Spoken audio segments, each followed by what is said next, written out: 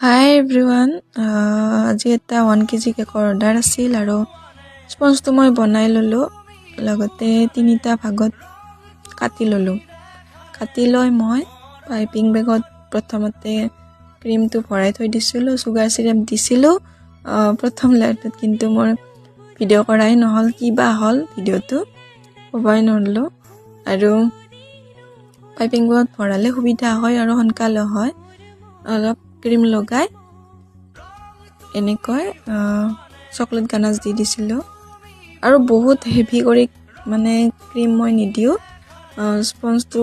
ভালেখিনি পায় মোৰ কেকত আপোনালোকে যদি এনেকৈ বিচাৰে